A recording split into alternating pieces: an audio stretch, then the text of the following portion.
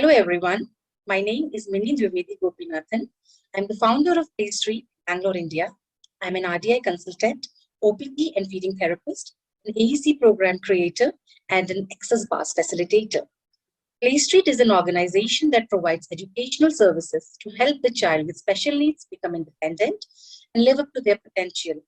We offer parent empowerment programs and integrated schooling programs and a variety of clinical services. As April is Autism Awareness and Acceptance Month, we wanted to bring to you the pioneers in the field of autism to guide us all and spread more awareness and knowledge. Today is our second talk, and our most awaited fabulous speaker for today is Kimberly Barthel. Oh, Kim? Thank you for that introduction. Kim Barthel is an award-winning occupational therapist, multi-disciplinary teacher, and best-selling author from Canada, who is active in supporting people in many contexts internationally. She's a pioneer in reinforcing relational interventions across all sectors. Kim is passionate about understanding complex behaviors, neurobiology, trauma-sensitive practice, attachment, sensory processing, mental health, and learning.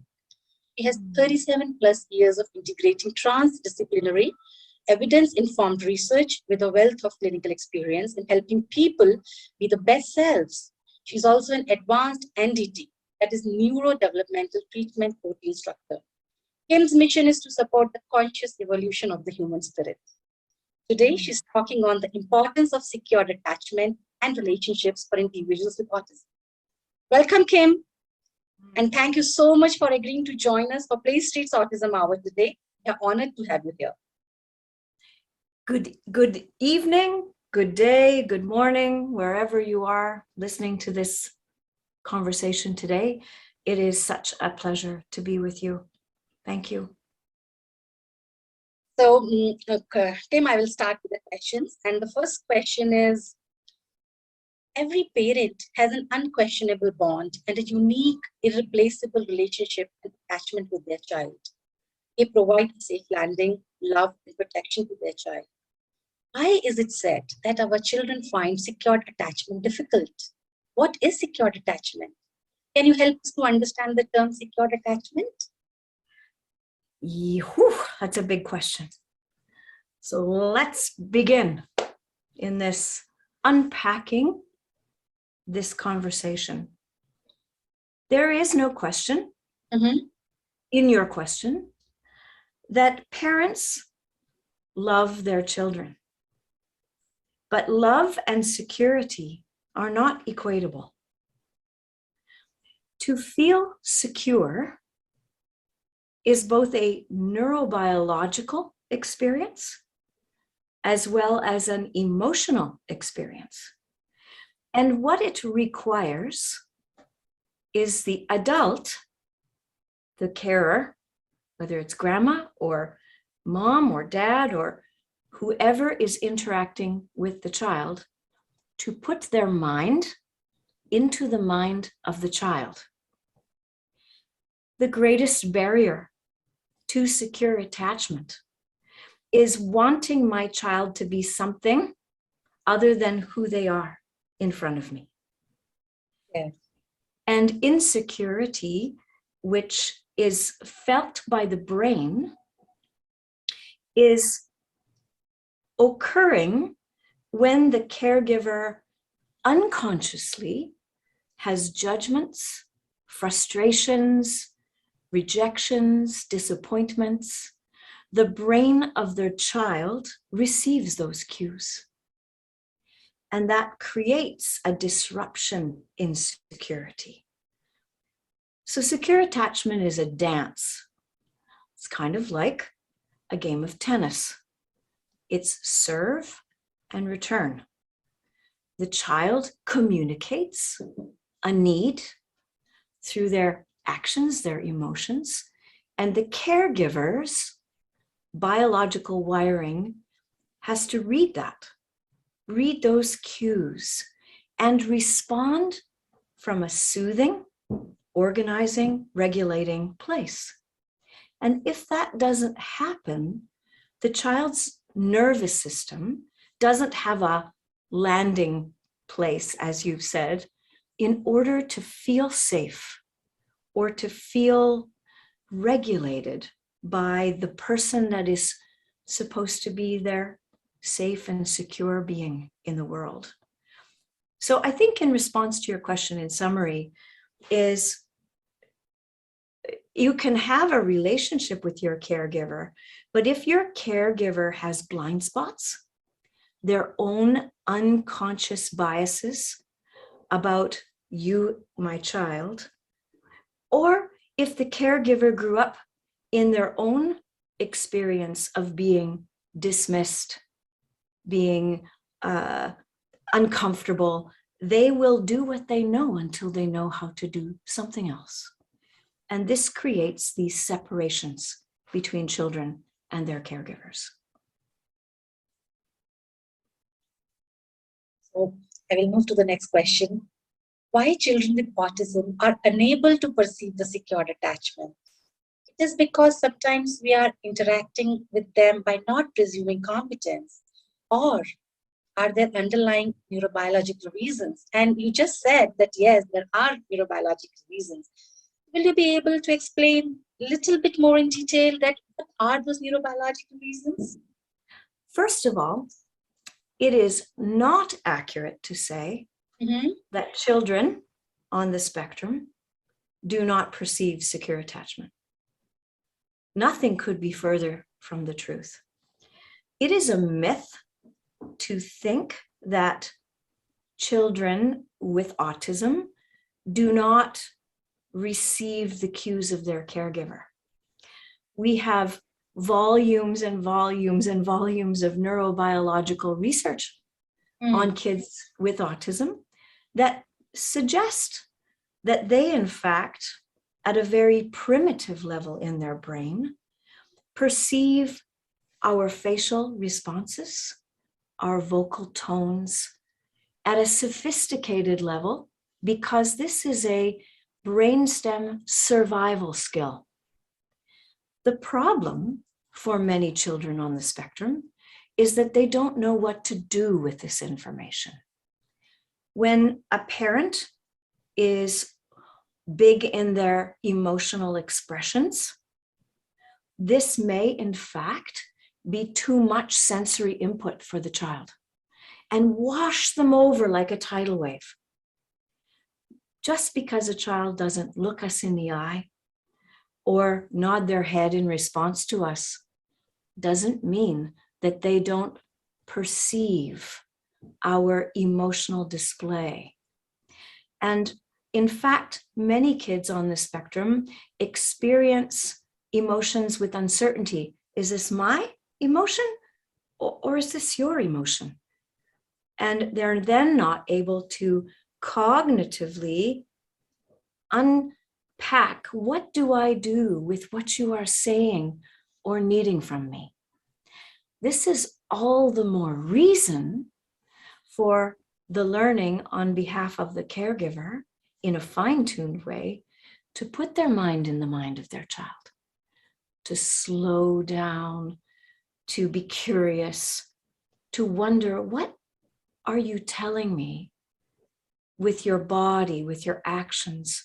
Because you don't have the words and you don't have the typical nonverbal cues that I might expect.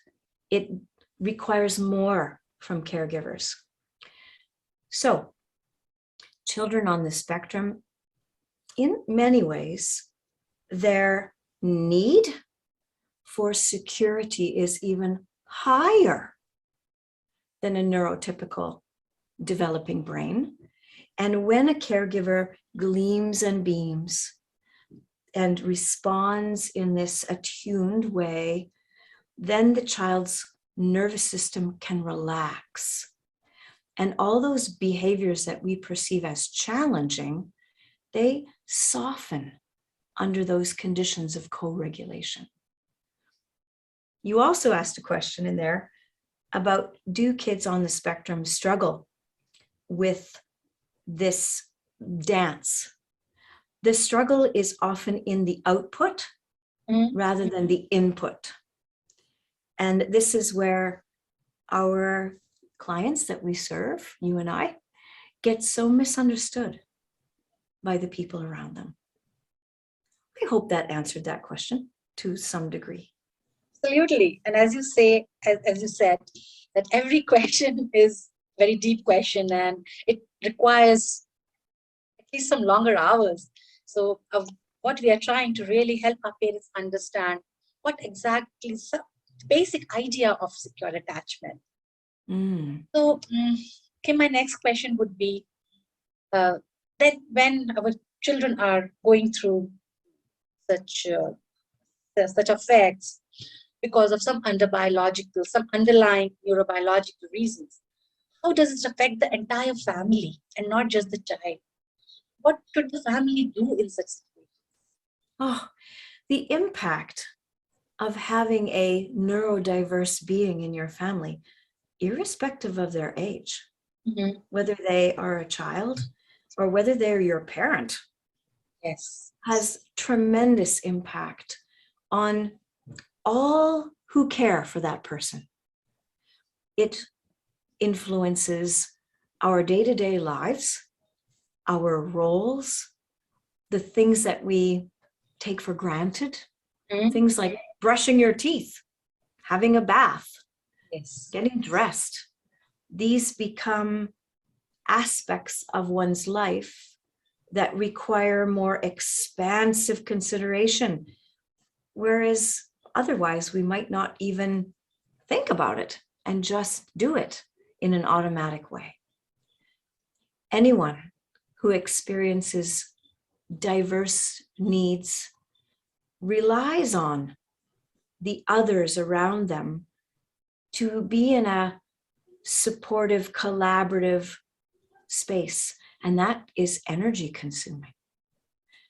Additionally, I think that often families who care for anyone who has differences feel isolated, feel alone, feel separate from community, because so many of the community activities are hard to do. And the impacts have such a ripple effect, especially on a marriage, where there can be special tensions in how do we support our child or our caregiver or our parent, in that we might have differences in our opinions. And there is often shame attached to having a child or a family member with diverse needs, that maybe I did something wrong. Siblings also feel the impact positively and negatively.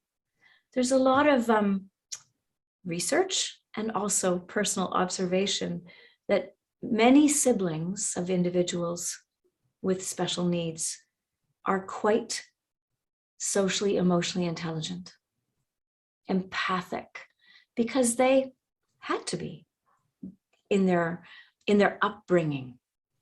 But they also feel often neglected or not as important, or that their needs are not always met in the way that they might have a need. So you can see all these little pieces move around and fluctuate from day to day in the whole family as a result of having one member with diverse needs. I would like to add a point here, Kim, if you allow, that the level of alertness required by the caregivers is so high that the kind of stress the family goes through is exactly like a combat soldier. Yes. Right? So that itself affects the overall well-being of a family. No, of course, no question. Yes. When we go back to that comment about secure attachment, Right. Yeah. the adult who is the co-regulator cannot be as present with all that stress. So the stressors of being a combat soldier, they further erode the ability to be present to your children. it's a very difficult place to find yourself, one that requires such significant support from folks like you. Thank you for saying that, Kim. So, shall we move to the next question? Sure. So now I'm slightly getting into more therapeutic aspects of autism. Okay. So the moment we get a diagnosis, many therapies are recommended for a child, and parents start taking children to many therapies. And this like whole one after other, back-to-back session starts, and parents also, they do not know about their child, their needs and the difficulties much. Do you think that too much of therapy given to a child affects a child's sense of competence and their sense of security? So as I mentioned, I'm talking about the circumstances where we don't understand why are we providing certain therapies, but we tend to get lost into the goals and outcomes and do not integrate it into our functional lives. But for sometimes we don't even understand why we are doing it. So what happens during those times? I am feeling the panic as you even asked the question. And I'm thinking about a new parent with a newly diagnosed being in front of them and the desperation. Parenting a child with diverse needs is a journey. And that pivot point of entry into that journey is a grieving experience. Because you find yourself, you plan this trip of going to Paris for 15 years perhaps, and you land in Switzerland and you're like, I'm not in the right place. And we have an option there. Do I become disappointed, frustrated, go home and take my toys with me because I landed in the wrong place? Or do I become curious about this new adventure that may sit in front of me? And I think what often happens to parents is in this place of overwhelm of a new diagnosis, you want to try anything that will, and there is still a very strong belief that autism is something to normalize. Throughout the world, there is a very powerful force of advocacy. I smile as I say it, because it's a powerful force of advocacy from young adults and older adults on the spectrum who are asking us, the rest of us, to appreciate this is something, as you said, to be accepted, not changed, to be normalized. Now, we want children to be safe and comfortable and competent and be their best selves. That's in the how we do what we do. It's not that we don't do anything, because many of our kids' nervous systems struggle so much just being in the environment. They need support. So this entry into these multiple therapy models is actually, in my opinion, part of the journey. That parents don't know what's going to resonate with them until they know what doesn't resonate with them. That's true. Right? So they kind of have to bang into the, oh my gosh, that didn't work and I don't like that for my child. And so I feel like your question isn't black and white. It's kind of individualized to each situation. We like to think that therapists, and this is an evolving skill too, are able to also be attuned.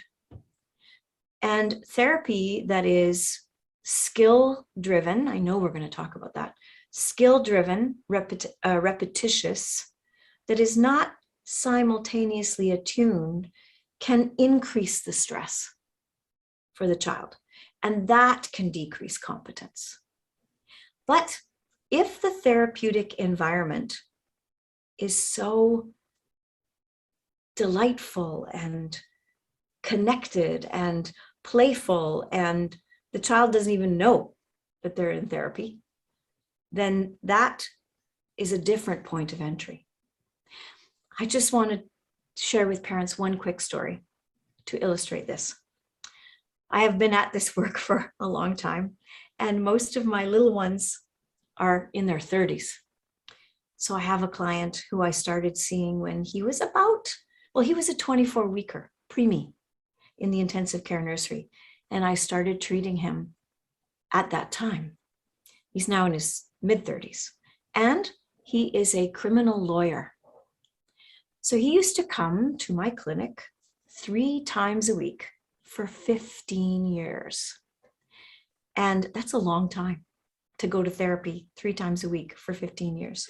So I had dinner with him once, not so long ago, and I said, "What do you remember about coming to therapy 3 times a week for 15 years? And he said, "I don't remember what we did there, but I remember what I felt when I was there. That I felt like I could do anything, that I was a good person, and that someone cared about me." And then he said, therapy for him gave him the confidence to believe in himself. That's what I believe therapy is about, not this regime of change that makes the child be who I want them to be. So, Kim, when we are talking about skills, and now you are a pioneer in talking about relationship-based models. So I would like you to help us understand what is a relationship-based model and what are relationships in this context? Sure. One of the most important parts to answer that question is actually really exciting science. In the brain, right behind the right eye, is a structure, part of the frontal cortex, that is actually the senior executive officer of the entire brain.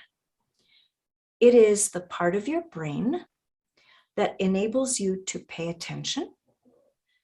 It is the part of your brain that drives working memory. It is the part of your brain that stops you from hitting your boss at a staff meeting. It's your impulse control center. And it is the part of your brain that is responsible for skills like self-reflection and that capacity for social emotional intelligence. How do I be in relationship with others?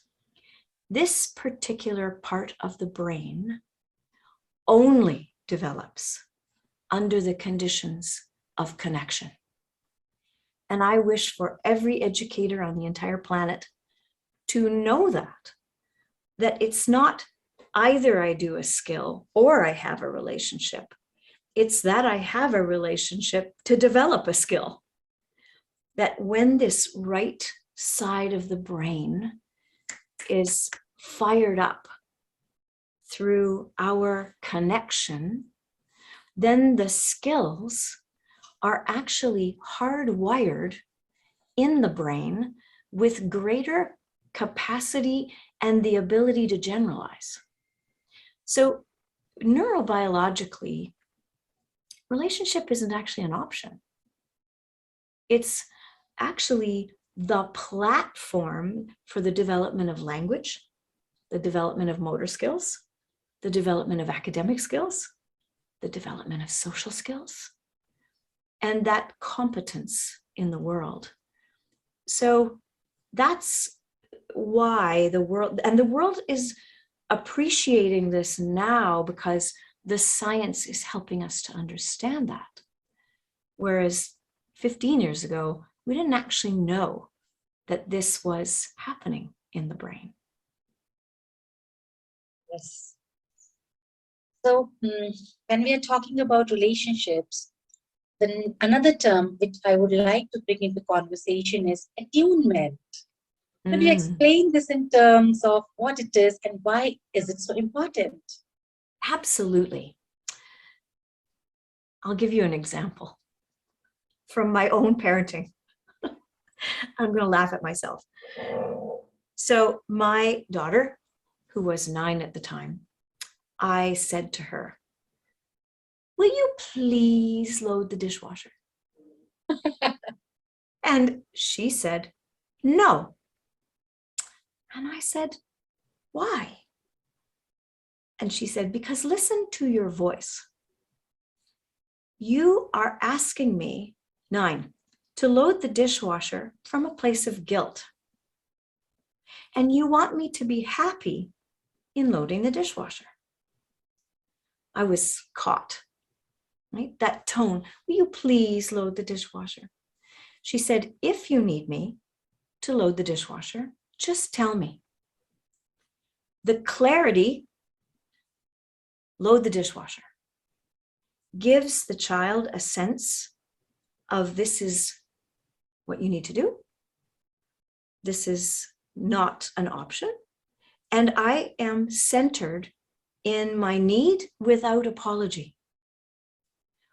Attunement means putting your mind in the mind of the other and knowing yourself in there. That if I have this, for example, bias, that my child needs to be happy all the time, everything I ask of them is going to come from the place, the bias of apology. And then they feel like they have an option. Alternately, if I have the belief that compliance is valuable all the time, that child will never have the autonomy and independence to evolve beyond doing what I need them to do for me. So these are internal thoughts that we have, that we learned from our parents, that we then generate onto our children, that is actually not tuned in to who they are. Being attuned is a curious space. It's like, what's interesting to you? Do you like to line up your cars? Do you like to spin that plate? Do you like to flap your hands? And then it's, wow, I wonder what that's about. Let me see if I can join you in this experience. So we can be gleaming and beaming and connected. And then I can either take you with me and change it a little bit. You can follow me, or you can change it a little bit and I can follow you, but we are still dancing. You know, it hurts when somebody steps on your foot when you're dancing. But when you're in sync, that's that learning that the brain needs, that relationships are safe and secure. So it really does require to become conscious as a caregiver. Why do I need my kid to do this? What is this about for me? And that helps me get out of me and into the child's mind so that we can be together. What you've explained, that compliance is not co-regulation.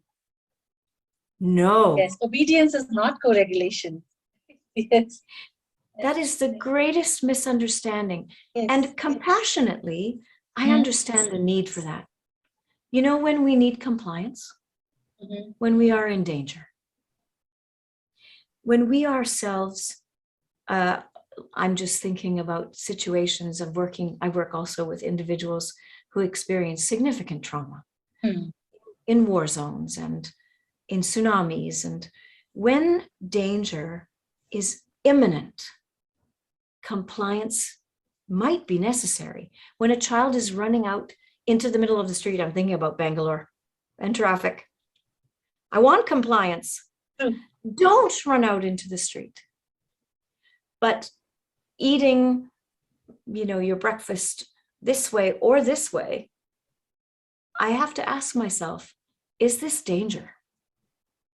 Is there a way that we can create a sense of meaning out of this so that the child is understood and yet still builds their skills? So yeah, compliance has a place, but I think compliance in parenting often comes from fear that my child is different. They're not going to fit in. Fear that people are going to think badly of me. Fear that my child will never grow up and be anything. These are the fears in the heart that bring us to that place of wanting compliance. So while we were talking about attunement, Kim, you mentioned about flapping hands or say rocking. So I think I would take this conversation forward and I would like to talk about stimming. This is one of the first things parents want to fix. Mm-hmm. As we as parents find it inappropriate in a social structure. So I would like you to help our audience to understand the underlying reasons, need, and importance of stimming for our children. Absolutely. Way back when I first graduated, one of the people that I had in my sphere of influence as a new graduate was Temple Grandin, who is a very famous advocate for autism and has been for many years. And I remember her saying to me, I think I was 20, Kim, stop moving your lips. I'm trying to listen to you. And I would think like, I can't do that. I don't know how to speak without moving my lips. And she said to me, when you talk, your mouth is not in sync with your words. It's like watching subtitles in a foreign film. And it makes my brain hurt, she said. So if I gaze away, I can actually listen to you. And I want to listen to you. To have someone explain that to you so early on in your career immediately put me in a position of, oh my gosh, every single one of these behaviors that we are trying so hard to eliminate actually have a purpose. That they have some kind of function that is an attempt to correct something within the person's experience. And that has set me out on this lifelong mission of helping others to do that, to look deeper, become detectives. So first of all, I'm not very comfortable with the word stimming because it perceives that the behavior is repetitive and purposeless. Some of the behaviors that our children do are about soothing themselves. That the way that their brain is designed is like living in a different reality. Every fleck of light, every sound, every texture, every movement through space is so profound. I have kids that see the fluffies in the air. Or if you squirt some perfume, the stream of the droplets of water, that's what they see. Can you imagine living in that much detail? It's very overwhelming. It's like being traumatized. Yes, yeah. Right? Because your brain is trying to sift through what's meaningful and what's not meaningful. Additionally, many of our kids get stuck being vigilant, you use that word, combat soldier, to facial expressions of disapproval, that they see them everywhere, even when they are not there. So some of these behaviors are embodied in the body, coping strategies to feel calmer, to not feel so anxious. All of us do them. We just do them in a more subtle way. You know, we play with our hair or our earrings, or sometimes we put our hand on our chin, or we may, rock our body a little bit, or we talk with our hands. These are the same things. It's just that you and I have come to know them as acceptable in our minds. And so if I'm, anxious or excited, by the way, excitement has adrenaline in it as well. Both fear and I'm really excited. I have to express that through my body. And so our kids manage that. Alternately, sometimes these behaviors are about minimizing other things. So I have kids, for example, people tell them to sit still, and then they do this. Well, this is what we call an optokinetic stimulation. It's like watching a fan. See that in the image here? What that does is stimulate my balance center through my eyes so that I can stay still. So they're actually following your direction in somewhat of an unusual way. And then we say, stop flapping. And they're like, I thought you wanted me to be still. Also, some kids rock because moving your body helps your eyeballs to stay still. Information from the inner ear controls all the little muscles of your eyes.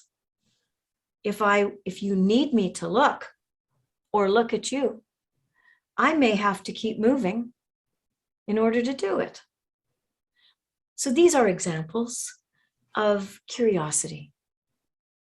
That if we take a purposeful behavior away, what are we going to do? We're going to increase frustration. We're going to increase anxiety. We're decreasing communication. And until we understand the intent, we've got nothing to replace it with. So it needs to have an alternative source of communication or co-regulation in order for those behaviors to disappear. I mean, my friend that's a criminal lawyer still does these things with his fingers in the bathroom when people are not watching. He knows when, where, how, right? And needs to have that release. And it's taken him a long time to learn the whens, the hows, to manage those things in his life. So I would like to reiterate the word soothing behaviors instead of stimming for our audience. Soothing behaviors is what we will start calling it from today. Thank you, Kim, for this term. Yeah. So now I will come to the next question. And so as an occupational therapist and as an NDT expert, could you tell us how purposeful movement is extremely important for our children? How could parents help their child to build purposeful movements throughout the day?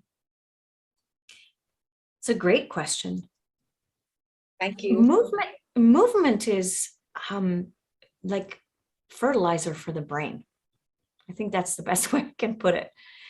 That through moving, there are neurochemicals, all the juice in there that helps your brain work optimally, as you move, all of us, from birth until we stop breathing, movement is one of the most powerful sources of what we call self-regulation. Managing my own stress, managing my own emotions. So movement, again, is one of those things that really isn't an option. And it doesn't have to be fancy. It's going for a walk. It's moving from place to place. It's climbing. I think that being very familiar with the Indian context, that movement is something that might have to be consciously built in to one's life, and not necessarily in an exercise way. If a child is increasing in anxiety, one very quick way to change the channel on that energy is movement.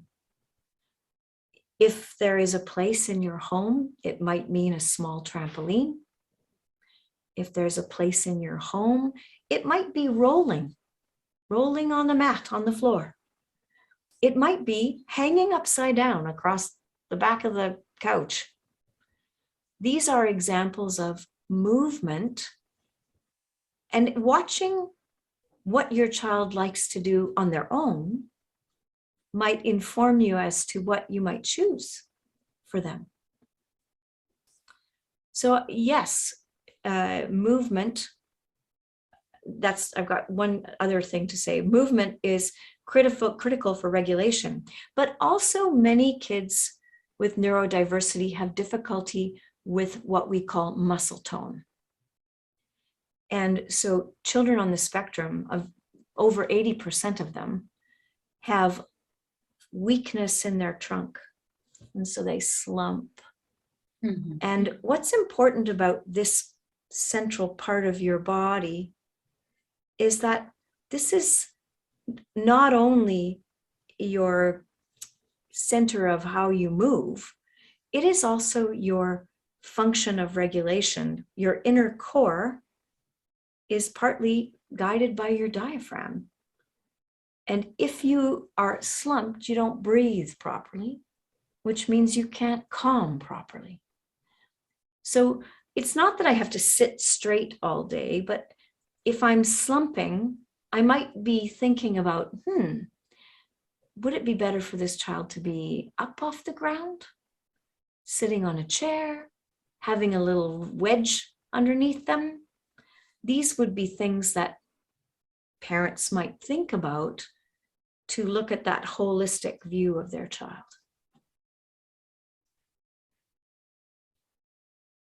So what advice would you give to parents to help their child when their child's difficulties are manifested as challenging behaviors? As therapists, what support can we also provide to such families and children? Every day, I wake up and my inbox of email goes like this. I have this child that. And it comes from a parent or a therapist. And usually there is a story, right, of the behavior. And guess what the last question is? What do I do? Almost, unfortunately, almost 100% of the time, I have no idea. Because to understand a challenging behavior requires an in-depth detective process to discover its purpose. This is where the idea of, I have this behavior and I do this thing to get that behavior to stop, doesn't work. It's, my child bangs their head. How do I get it to stop?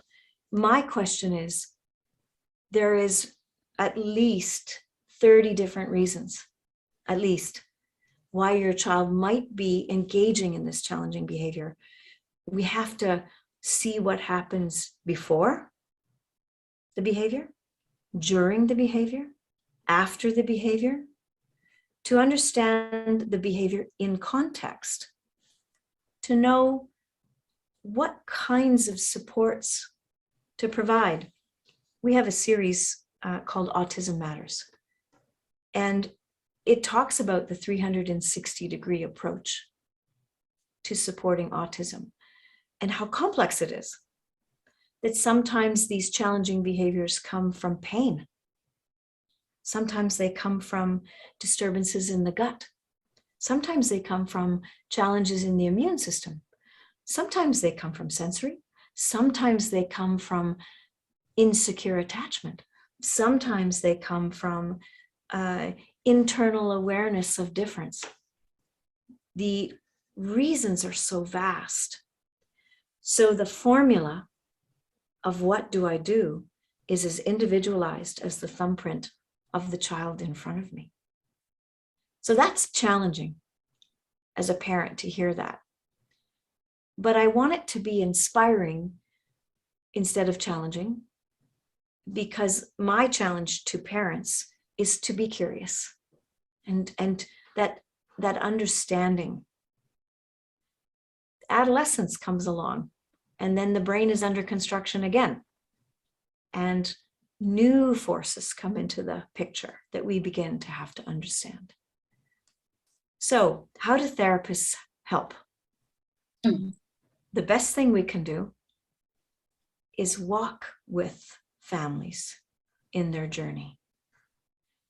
And what I mean by that metaphorically is listen, deeply listen, hold space, step out of trying to fix it all the time into a curious space yourself.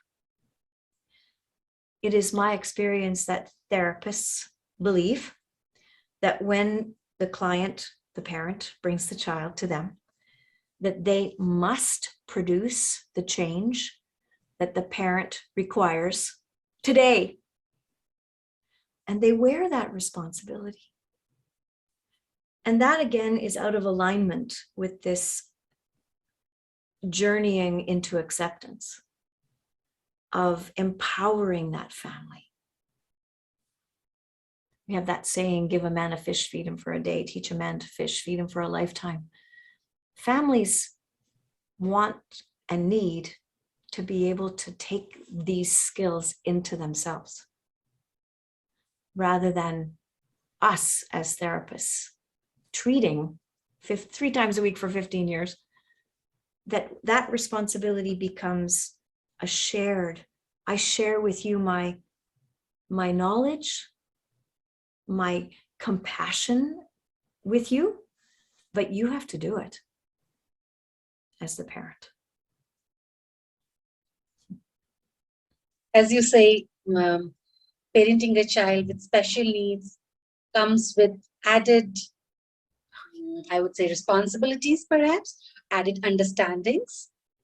And my next question will come from this.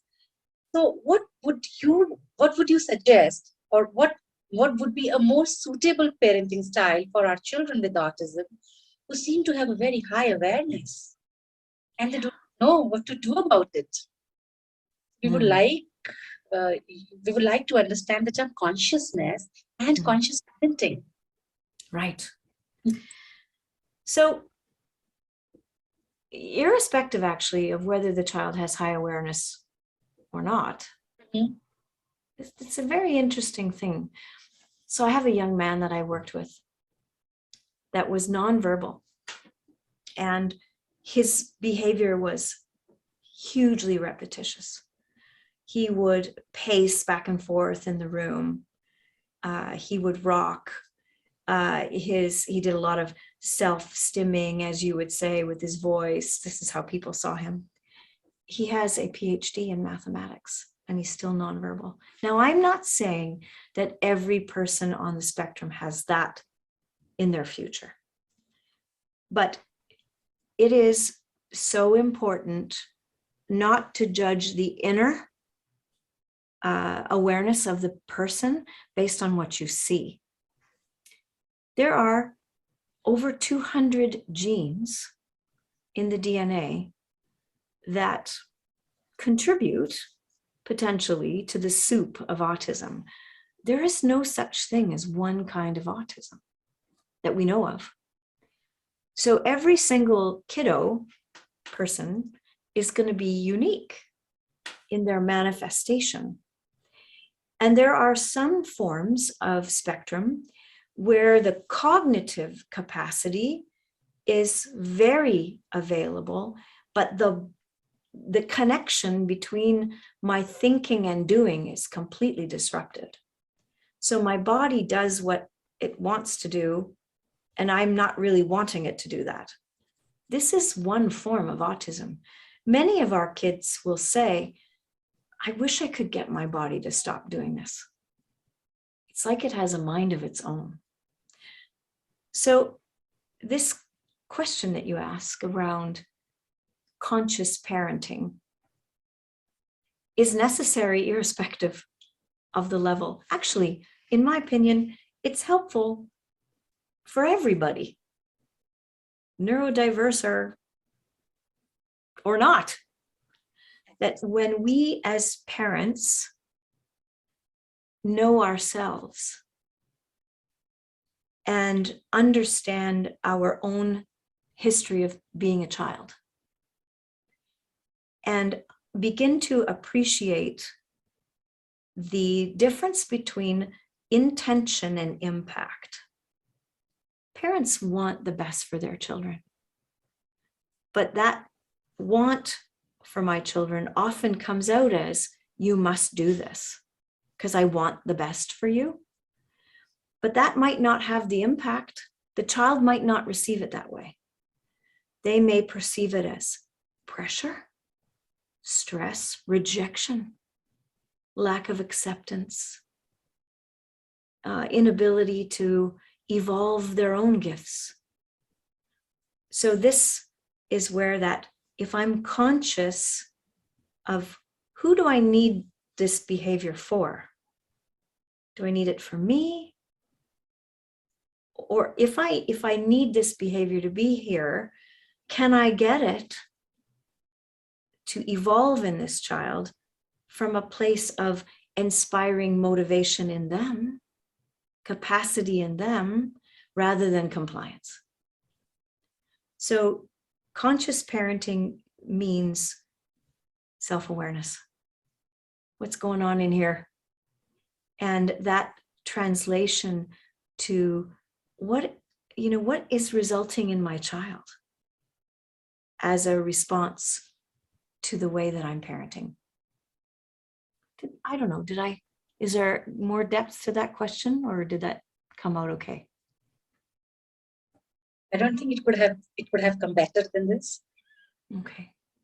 Okay. So I'm listening so carefully to what you are saying, and I'm taking so many takeaways. And just now you said a phrase, you must do that. All the parents expect their child or tell their child, you must do that. This becomes the doing.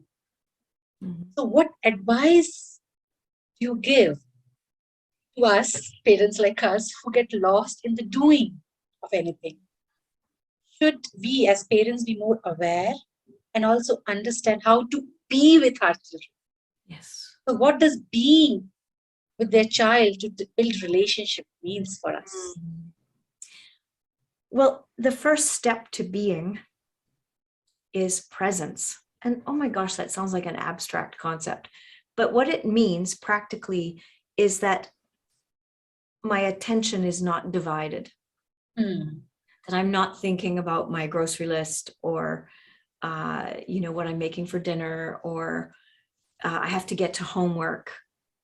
That my mind is in this moment, that I'm right here with my child, with whoever I'm with actually, and that even for a few minutes, doesn't have to be all the time, that's actually impossible. Few minutes at a time, that I am completely with you and interested in you just the way you are. That it's not about what you give me, or, do you match these objects on the table? Forgive my humor. Can you put these two objects together? Good job. It's, wow, I'm going to put these objects on the table, and what are we going to do with them? Let's just see. And in that delight of presence, the receiver's brain, whether they look at me or not, goes, oh, this is what it feels like to be connected, to be loved. And there's that mutual delight. Often this is the place that I find where kids actually look up at us and go, really? This is okay? It's okay that I do this? And they look us in the eye and they sometimes grin off to the side. The communication is in there. So I think being is not so agenda driven. It's play driven. If you're little, it's collaboration, just being together. That makes that space, it's like the launch pad to scaffold other skills, because believe me, it's not enough to just be. We all learn through being. I still need to learn to put my pants on, but I can do that from the space of being rather than pressure. And the feeling of, I'm not good enough if I can't do this. With this, we come to the end of our conversation. And on behalf of the PlayStreet team, I would like to thank you again, Kim, for your valuable time and for sharing your knowledge with us. I mean, I was so lost into every single word you were talking. And I also hope that all the viewers are really able to understand about secure attachment and its importance for a child to decode this dynamic and a complex world by feeling safe, by feeling competent, and by feeling valued. And it is always the starting point in the situations of complex behaviors. Beautiful. Yeah. Thank you. Kim helped us, yes. So Kim, you also helped us to understand the movement too. And we will be talking a lot about movement also in our movement section. And today we started a brief conversation about consciousness, and we will continue to explore more. So I hope that today Kim has planted the seeds for all of you exactly the way she did it for me way back in 2015 when I attended her conference. And she started, yes, you started my journey of attunement, relationships, and consciousness. And now I choose it as a way of my life. Thank you, everyone, for joining us today. Take care and goodbye. Thank you, Kim.